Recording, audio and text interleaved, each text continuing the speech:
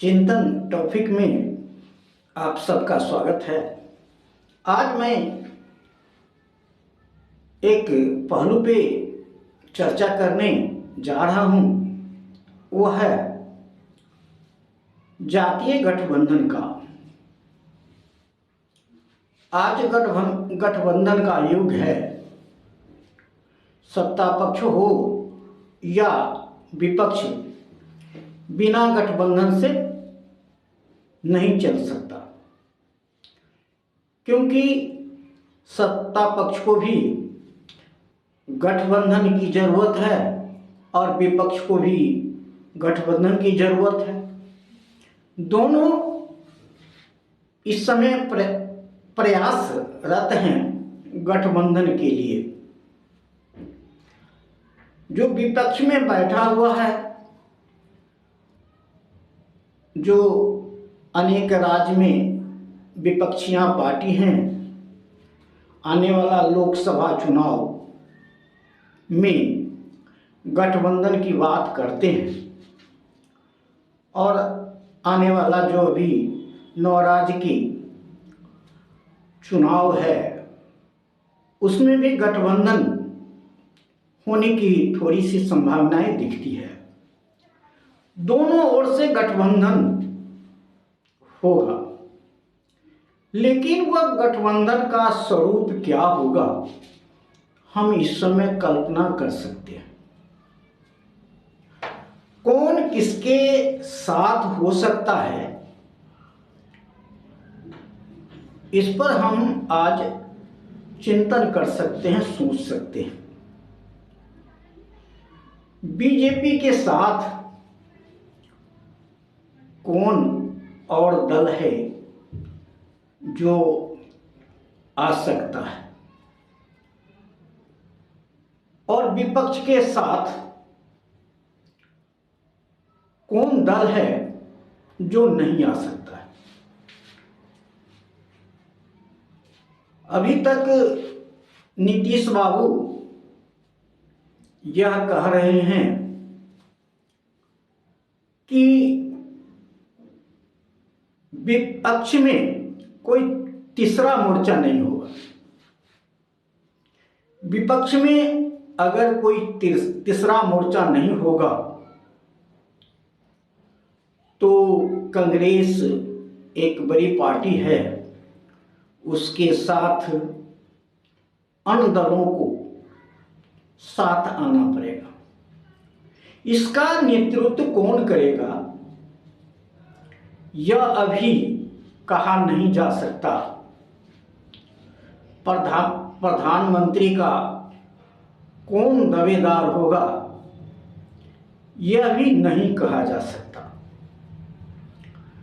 लेकिन इतना तो जरूर हम सोच सकते हैं और कह सकते हैं कि जो सत्ता से दूर है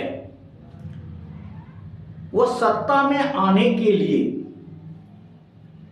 कुछ न कुछ तो प्रयास करेगी। हर विपक्षी पार्टियां यह सोचती है कि हम सत्ता में आए और सत्ता में कैसे आ सकते हैं इसके लिए प्रयास करेगी। तो अभी जो संभावनाएं बिहार, उत्तर प्रदेश, राजस्थान, छत्तीसगढ़ ऐसे जगह से आवाजें आ रही हैं विपक्षी एकता की, इसमें बिहार, उत्तर प्रदेश अगुवा बनने का काम करेगा, आगे बढ़ने का काम करेगा। अगुवा नहीं, आगे बढ़ने का काम करेगा।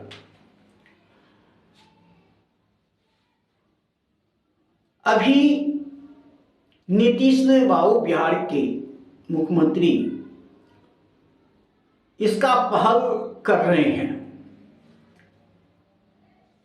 आगे क्या होगा यह तो कहना मुश्किल है, लेकिन विपक्ष में जो छटपटाहट है इससे तो साफ जाहिर होता है कि अब गठबंधन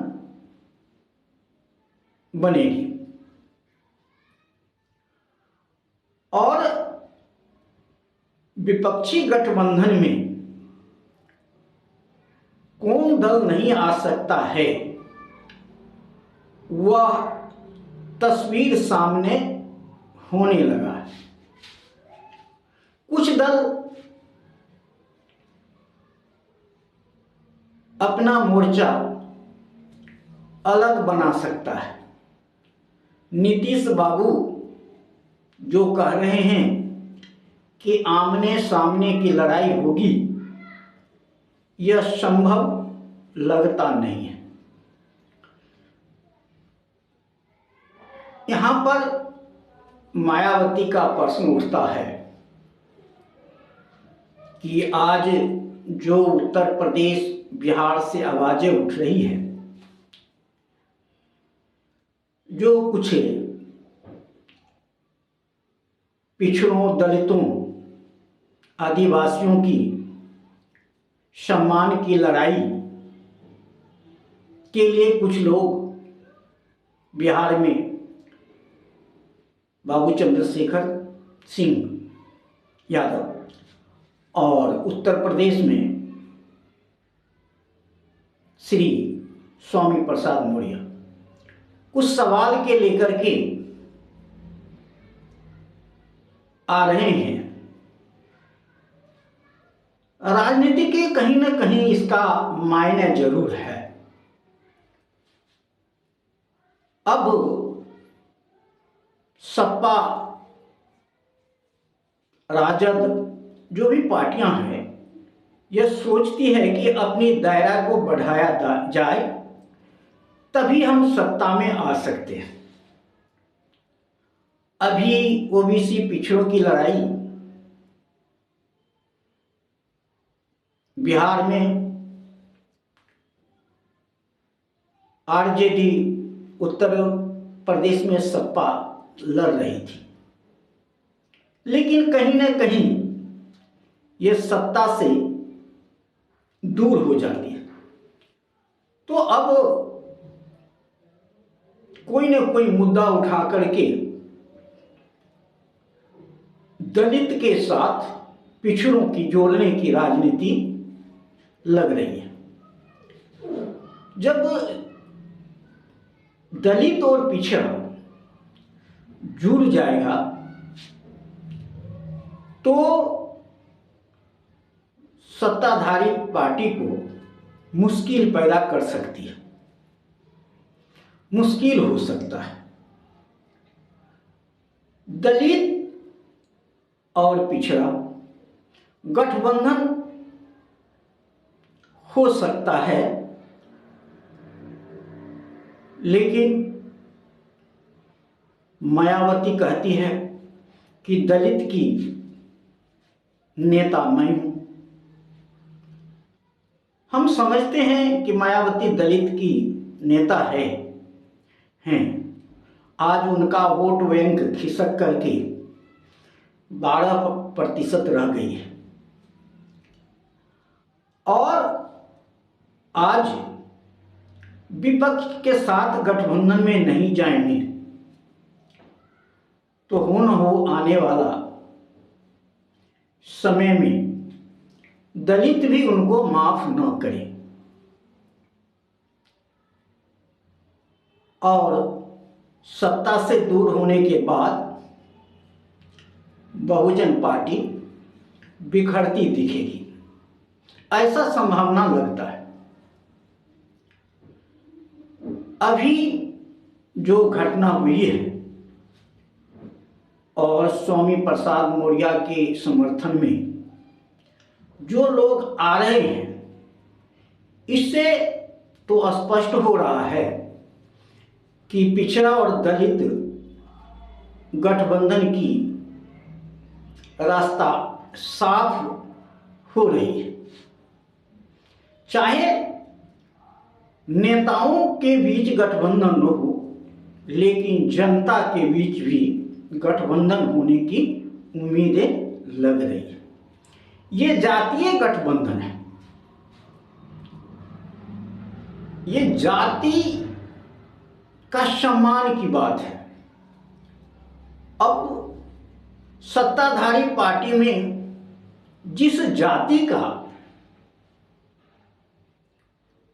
अधिकार नहीं मिला है, सत्ता में भागीदारी नहीं मिला है। विपक्ष यह चाहेगी उन जातियों को सत्ता में भागीदारी देने का प्रयास करेगी और गोलबंद करने की प्रयास करेगी। बीजेपी सत्ताधारी पार्टी कितने लोगों को सत्ता में भागीदारी देगी, यह तो देखने को मिल ही रहा है, क्योंकि यहाँ पर सभी जातियों को सत्ता में भागीदारी मिलने का गुंजाइश नहीं है। लेकिन विपक्षी खेमे में यह संभव हो सकता है कि सभी जातियों को प्रतिनिधित्व मिल सकेगा। जिसकी जितनी संख्या है उतना ही उसकी हिस्सेदारी मिलने की बात हो रही है। जगदेव बाबू का नारा 100 में 90 पिछड़ा है, पिछड़ा भाग हमारा, 10 की शासन 90 पर नहीं चलेगा, नहीं चलेगा। यह नारा के बल पे फिर पूरे देश में आंदोलन होने की उम्मीद किया जा रहा है और इसमें आर्थिक और जातीय जनगणना भी प्रमुख एक मुद्दा है, जो विपक्षी दलों को एक करने के लिए यह मुद्दा कारगर सिद्ध होगा। अब नेतृत्व की बात आती है कि विपक्षी एकता का गोलबंदी करने के लिए कौन कौन लोग सामने आएंगे, कौन कौन दल सामने आएगा, इसकी संकेत अभी नहीं मिला है। लेकिन जल्दी कोई न कोई विपक्षी खेमा में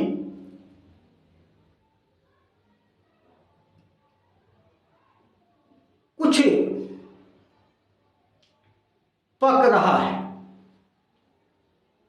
कुछ खिचड़ी पक रहा है, जिसका सुगंध थोड़ा थोड़ा आने लगा है। अब कांग्रेस भी अपना जनाधार को समेटने का प्रयास कर रही है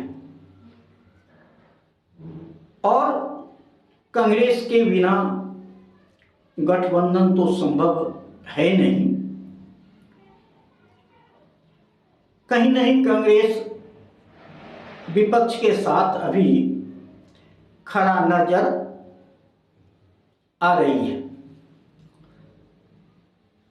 तो कांग्रेस विपक्ष की गोलबंदी होने के बाद सत्ताधारी पार्टी के आमने सामने की लड़ाई होगी।